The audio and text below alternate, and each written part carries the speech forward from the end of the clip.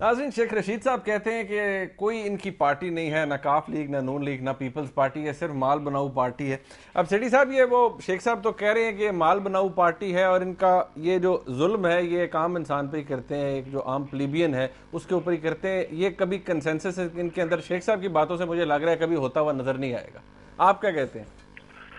नहीं, देखिए, माल बनाओ पार्टी तो सारा पाकिस्तान में पार्टीज भरी हुई हैं, तो इस पार्टी का क्या फर्क है बाकी माल बनाओ पार्टी से? इस पार्टी का फर्क ये है कि अगर आप जितनी भी शुगर मिल्स हैं पाकिस्तान में उनका नाम लिखें, फिर उनके शेयर होल्डर्स का नाम लिखें आगे, और उसमें जरदारी साहब की भी पार्टी पर निकल आएंगी, शुगर मिल्स नवाज शरीफ साहब की भी निकल आएंगी, शहबाज शरीफ साहब की भी निकल आएंगी, चौधरी हजरात की भी निकल आएंगी, हालांकि उन्होंने एक दो अभी बेची हुई हैं, और इनके दोस्तों की और मुस्लिम लीग वालों की और क्यू वालों की और फंक्शनल मुस्लिम लीग वालों की, किसकी नहीं निकलेगी इसके अंदर शुगर मिल। और ये एक ही इत्तेफाक है सारे पाकिस्तान में जिसपे ये लोग सब मुत्तफिक हो जाते हैं, और वो ये है कि शुगर इंडस्ट्री जो है उसको कैसे रेगुलेशन के अंदर नहीं लाना, और कैसे इंपोर्ट पॉलिसी को कंट्रोल करके रखना है, और कैसे गवर्नमेंट से सब्सिडीज लेनी है, और ये किस तरीके के साथ प्राइसिंग पॉलिसी करवानी है शुगर केन की, और किस तरीके से आगे क्रेडिट देनी है और किस तरीके से नहीं देनी। तो ये एक ही चीज है जिससे मुत्तफिक है। इसीलिए मैं ये कह रहा हूँ कि ये बाय पार्टिजन कंसेंसस होना पड़ेगा। ये एक दूसरे को ब्लेम ना करें, ये ना कहें कि फलाने की ये है और फलाने का ये है, ये सब मुलव्वस है इसमें। और मैं आपसे अर्ज करूं, ये वक्त आ गया कि पब्लिक डिबेट होनी चाहिए पाकिस्तान के अंदर कि क्या हमें ये शुगर इंडस्ट्री इस मुल्क में प्रॉफिटेबल है या नहीं है, और हमारा जो स्टेट है उसका कितना नुकसान हो रहा है, और क्या ये बेहतर नहीं होगा कि यहाँ हम राइस या वीट या कोई और क्रॉप उगा लें और पानी भी बचाएं, और इसकी जगह पे कैश क्रॉप्स भी हो, और सस्ती चीनी क्यूबा से या लैटिन अमेरिका से हम खरीद के और पाकिस्तान की आवाम को मुहैया करें। अच्छा सेठी साहब, एक सवाल और फिर मैं शेख साहब के पास जाना चाहूँगा। अब इसमें थोड़ा रोल यहाँ पर जारी बात है, क्रिटिसाइज लोग करते हैं, आमतौर पे तनकीद करते हैं हुकूमत के ऊपर कि जी हुकूमत इन्वॉल्व है। शेख साहब ने भी कहा है इसमें बहुत से लोग इन्वॉल्व हैं। क्या अपोजिशन कभी भी, मुझे तो नहीं नजर आया, अब जिस तरह नवाज शरीफ साहब वो जैसे कहते हैं ना सामने आते हैं ना छुपते हैं, वो अखबारों में बयान उनके आ जाते हैं, टीवी में बयान आ जाते हैं। आज भी वो उनके अखबार में एक बयान आया हुआ था कि जरदारी साहब के वो मैसेज दे रहे थे कि आपके हर कदम से, आपके हर काम से कौम जो है वो नाराज है। अब ये किस तरह का क्रिटिसिज्म हुआ सेठी साहब? अगर उन्होंने क्रिटिसिज्म करना है तो फिर या तो स्ट्रांग ऑपोजिशन बने। नहीं, मुझे बात की एक समझ नहीं आती मुनीब, आप किस किस्म की ऑपोजिशन चाहते हैं? आप स्ट्रांग ऑपोजिशन चाहते हैं या सॉफ्ट ऑपोजिशन चाहते हैं? अगर आप सॉफ्ट ऑपोजिशन चाहते हैं तो फिर तारीफ करें मियां साहब की कि वो सॉफ्ट कर रहे हैं। अगर आप स्ट्रांग चाहते हैं तो फिर स्ट्रांग ऑपोजिशन तो हमारे मुल्क में यही होता है कि जनाब एक धक्का और दो और गवर्नमेंट को उड़ाओ। तो क्या आप ये चाहते हैं कि रेजीम चेंज हो जाए, कि और डिस्टेबलाइजेशन हो जाए और point scoring for the sake of point scoring हो? क्या मतलब फैसला करें ना आप लोग मीडिया वाले कि जी आप सॉफ्ट ऑपोजिशन चाहते हैं या हार्ड ऑपोजिशन चाहते हैं। बाकी दुनिया में ये हर जगह पे लिखा गया, पार्लियामेंट्री सिस्टम हो या प्रेसिडेंशियल सिस्टम हो जमहूरियत के अंदर, कि ऑपोजिशन को कहते हैं लॉयल ऑपोजिशन, कि ऑपोजिशन जो है वो सिस्टम से उसकी लॉयल्टी है, वो किसी और चीज से नहीं है, अपनी पार्टी की करदगी या उसकी प्रिवेसी में उसकी लॉयल्टी नहीं है। तो हर दुनिया में हर जगह पे सॉफ्ट ऑपोजिशन होती है, इतनी हार्ड नहीं होती कि जनाब आप गवर्नमेंट को ही उड़ा मारे। तो क्या आप चाहते हैं? मैं तो समझता हूँ नवाज शरीफ साहब बड़ी अच्छी ऑपोजिशन कर रहे हैं, जिस तरीके की वो ऑपोजिशन कर रहे हैं। एक तरफ तो वो सिस्टम को डिरेल नहीं होने दे रहे, दूसरी तरफ वो हर चीज के ऊपर तनकीद करते हैं, और जैसे उन्हें तनकीद करनी चाहिए पार्लियामेंट के अंदर भी करते हैं, बाहर भी करते हैं। तो ये सॉफ्ट ऑपोजिशन और हार्ड ऑपोजिशन वाली बात खत्म होनी चाहिए। अगर आप साजिशी ज़हन रखते हैं और आप डिरेल करना चाहते हैं हुकूमत को और उसके साथ जमहूरियत को, और आप ये टेक्नोक्रेट्स लाना चाहते हैं, तो फिर आप हार्ड ऑपोजिशन करवा लीजिए। मगर नवाज शरीफ साहब कभी भी आपकी बात नहीं मानेंगे। उन्हें एहसास है कि अगर ज्यादा हार्ड ऑपोजिशन की तो सारे फारग हो जाएंगे, तो फिर कुछ सॉफ्ट ऑपोजिशन की गुंजाइश भी नहीं रहेगी। अच्छा शेख साहब, मैं यही बात आपसे करता हूँ। सेठी साहब का कहना है कि नवाज शरीफ साहब ठीक ऑपोजिशन कर रहे हैं, वो हर चीज की तरफ हर चीज को पॉइंट आउट भी करते हैं, लेकिन वो इस तरह की ऑपोजिशन नहीं चाहते कि जिस तरह उन्होंने कहा कि एक धक्का और दो, और कोई जिस तरह के वो एक हमारे मुल्क में एक रेटरिक है कि गैर जमहूरी ताकतों के साथ मिल जाए और हुकूमत को उड़ा दें। आपको लगता है फिर नवाज शरीफ साहब ठीक ऑपोजिशन कर रहे हैं? देखें, 2.5-3 साल के बाद कल परसों उन्होंने कहीं पग पहन के खिताब किया है और घोड़े और गधे का कहा कि एक जमहूरियत है घोड़े वाली, एक गधे वाली। हालांकि दोनों जमहूरियतें उन्होंने टेस्ट की हैं और दोनों पे सवारी की है।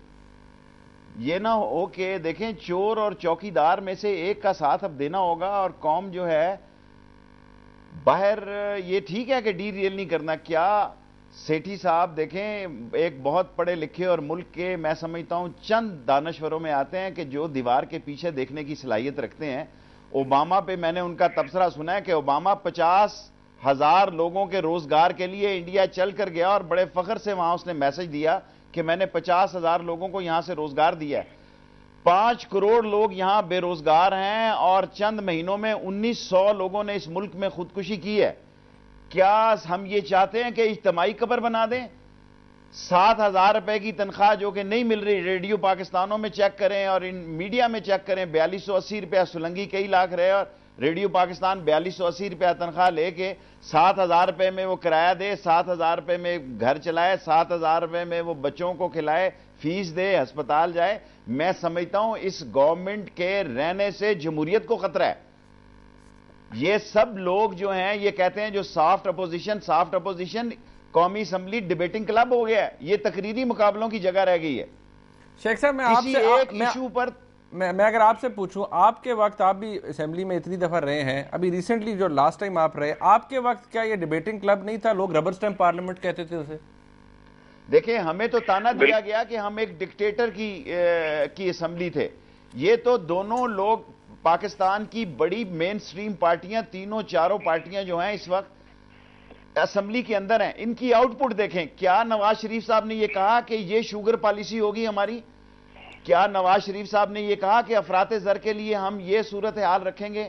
کیا نواز شریف صاحب نے کہا کہ اس طرح ہم انویسٹمنٹ لے کے آئیں گے؟ کیا نواز شریف صاحب نے یا پیپلز پارٹی کے لوگوں نے یا دوسرے لوگوں نے؟ اچھا میں سیٹھی صاحب کو یہاں شامل کر لوں, سیٹھی صاحب آپ نے شیخ صاحب کی بات سنی, وہ کہہ رہے ہیں کہ چور اور چوکیدار کا فرق ظاہر ہونا چاہیے اور یہ کہ نواز شریف صاحب نے کوئی کلیئر پالیسی کسی چیز کے اوپر نہیں تھی. آپ بتائیے. دیکھیے بات یہ ہے کہ آج شیخ صاحب کے اوپر الزام یہ لگتا ہے کہ یہ مشرف کے ساتھ ہی رہے, مگر شیخ صاحب خود ہی کہتے ہیں کہ ان کو تو دھکیل دیا گیا تھا, میاں صاحب ان کو چھوڑ کے الوداع کر کے چلے گئے اور ان کے لیے گنجائش نہیں چھوڑی, اور اس سے پہلے شیخ صاحب میاں صاحب کے ساتھ تھے. تو بات یہ ہے کہ یہ شیخ صاحب, میاں صاحب اور زرداری صاحب کی بات ہمیں نہیں کرنی چاہیے, نہ ہی یہ ملٹری کی بات کرنی چاہیے. جب آپ نے دیکھا مشرف صاحب کے زمانے میں ترقی بھی ہوئی اور پھر آخر میں جس قسم کی کرائسس آئی, اور ان کے دوران وہ پریزیڈنٹ ہی تھے تو کرائسس شروع ہو چکی تھی. آپ کو یاد ہے یہ شوگر کرائسس اور ویٹ کرائسس اور پاور کرائسس تو مشرف صاحب کے آخری دنوں میں بالکل شروع ہوا. تو عرض یہ ہے کہ یہ سارے لوگ جو ہیں, یہ سیاستدان ہوں یا فوجی ہوں, یہ ایکچولی جب وقت آتا ہے گننے کا تو دیکھنا یہ ہے کہ معیشت کہاں کھڑی ہے. ہمارے ٹیکس سسٹم اتنا انکمپیٹنٹ ہے کہ پیسے اکٹھے نہیں ہوتے. امیروں کے اوپر نہ فوج نے ٹیکس لگائے نہ سیاستدانوں نے ٹیکس لگائے, اور ہمارا یہ 10% GDP کا حصہ جو ہے یہ 40 سال سے ایسے ہی چل رہا ہے. تو 3 ملٹری حکومتیں بھی ہو گئی ہیں اور پتہ نہیں درجن سویلین حکومتیں بھی ہو گئی ہیں. تو وہاں تو حکمران طبقہ جو سارے ایک ہی جیسے, اور اس میں سے شیخ صاحب نے سویلین حکومت میں بھی حصہ لیا اور ملٹری حکومت اور یا کوائزائی ملٹری حکومت مشرف صاحب کی حکومت میں بھی حصہ لیا.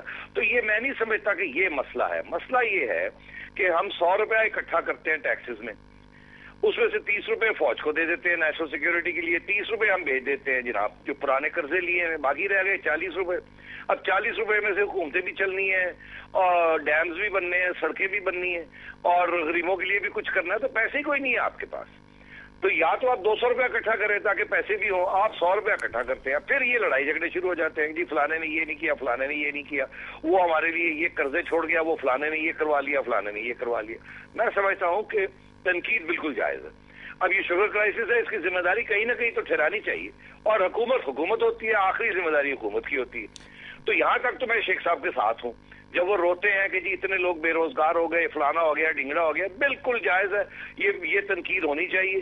گورنمنٹ کو انڈر پریشر لانا چاہیے اور اپوزیشن کو یہ کام کرنا چاہیے, اور شیخ صاحب بھی اپوزیشن میں ہے, وہ کر رہے ہیں. مگر یہاں سے جب آگے چھلانگ مارتے ہیں ہم کہ اب گورنمنٹ کو تبدیل کر دیں, گورنمنٹ کو 5 سال سے پہلے تبدیل کرنا جائز نہیں ہے. وہ ہم نے پتہ نہیں کتنی دفعہ اس قسم کے الزام لگا کے ہم نے 2.5 سال 2 سال کر کے حکومتیں تبدیل کرتے رہے, اور 30 سال پھر فوجی حکومتوں کو بھی دیتے رہے, اور کہاں پہنچے ہم.